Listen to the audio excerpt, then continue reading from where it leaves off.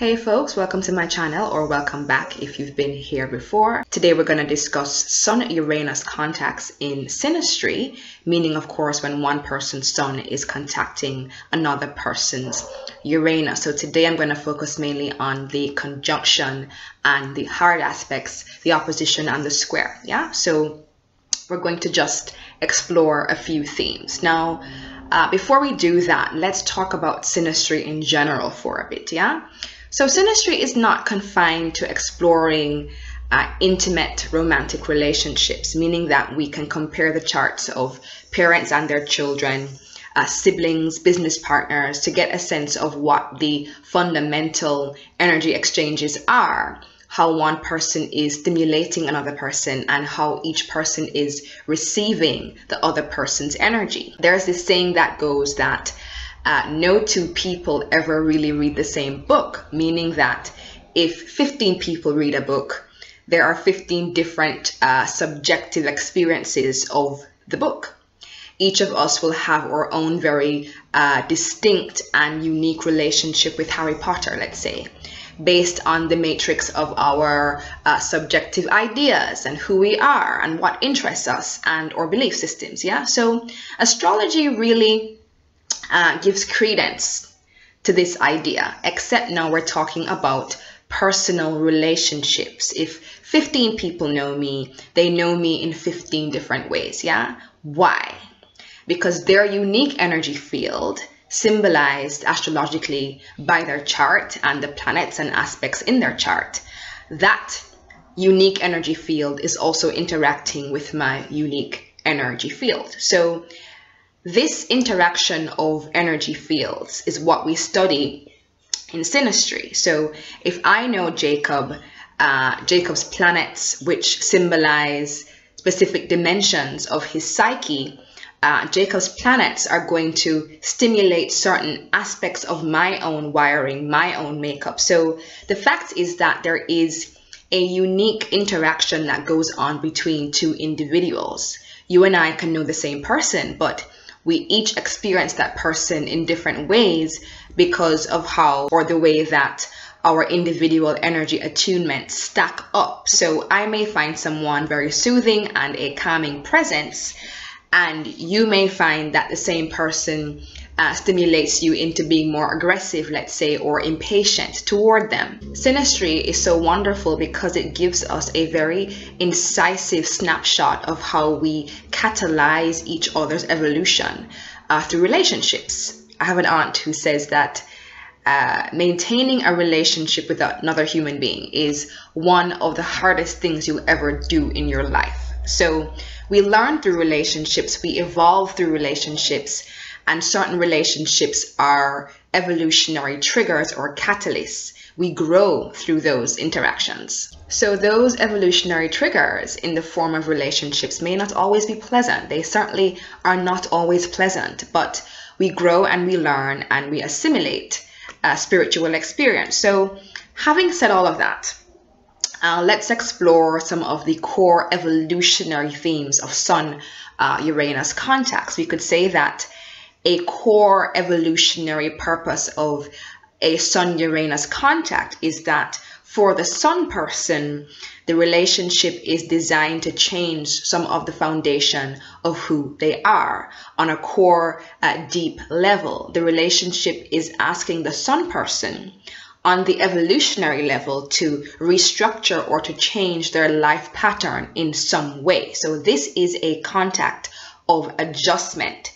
It's designed to facilitate the Sun person admitting new patterns into their way of being. And of course, this involves disrupting and dislodging and breaking down patterns that the Sun person is now ready to adjust or to let go of. So it's not that this is necessarily happening on a conscious level. We magnetize certain people to us to play key roles that, let's say, advance our soul agenda. So, you know, the way that our souls perceive something is often very, very different from how our personalities see something. So the Sun person may not really know on a conscious level that they're ready to let go of certain habits. So Sun-Uranus contacts, especially hard aspects, represent the energy of a catalyst. So it's a dynamic and challenging energy, but you know, if we think about it, the very nature of the Sun and Uranus lets us know how this might play out. The Sun is who we are on a basic fundamental level. It represents a kind of entrenched and stable way of being. Anything that is entrenched, foundational, fundamental, essential, and stable is not going to be so willing or ready to adjust in the way that Uranus demands that we adjust and change. Yeah. So even in the way that mainstream astrology, or in mainstream astrology, people talk about their sun signs. Oh, I am a Scorpio. Oh, I'm a Leo. They can get very attached to this notion of their identity. When they know they have a Leo sun or a Scorpio sun, they recognize it deeply and they kind of hold on to it. I'm a Scorpio sun, I'm a Leo sun. Because, you know, those descriptions of Scorpio or Leo reinforce some kind of internal understanding of their identity. So the point is that even the way that people colloquially refer to their sun signs gives us a kind of clue. The sun is a mode of self-expression that we identify with on a core basic level. Yeah, it's something that we hold on to. So when the Uranus person comes along and their energy field is confronting us with this Uranian energy, it's difficult to adjust. It's a challenge for our suns to adjust. Yeah. So understand though that on the evolutionary level, the Sun person is not changing for the Uranus person. The Uranus person is providing a function and playing a role for the Sun person. So on a subconscious or let's say unconscious level, the Sun person has reached a point where certain adjustments to their life pattern and habits need to be made, and the Uranus person is essentially just helping them to do just that. So the Sun person has in effect extended a subconscious invitation to the Uranus person because their soul is pushing them towards the next stage of development, which demands that they change so that they can meet the next stage of development. So the Sun person can often feel a resistance to the Uranus person because of how interacting with the Uranus person is disrupting certain patterns that are central to the Sun person's identity. It's a classic dynamic of resistance to change. If the Sun person's sun sign is a fixed sign, this resistance is even more emphasized. Yeah. Fixed signs and the Sun in a fixed sign very often describes a strong internal containment within the personality that does not really respond to external stimuli. Yeah, so people with fixed suns often have a very strong internally contained sense of self, and any impetus to change has to really come from inside of them. So they will be resistant to external stimuli that doesn't come from inside of them. Yeah, so very often for Sun-Uranus contacts in synastry to resolve themselves, the Sun person has to be mature enough to decide for themselves that they welcome the changes that the Uranus person is initiating within their personality structure. In other words, the Sun person has to internally recognize, especially with fixed signs, that the change would be good for them, and the change would be something that positively augments or contributes to their life and who they are. So Sun-Uranus contacts in synastry often require a lot of patience. The Sun person can often feel a bit out of breath, right? Because of the rate of speed of change that the Uranus person is stimulating within their personality structure and their life.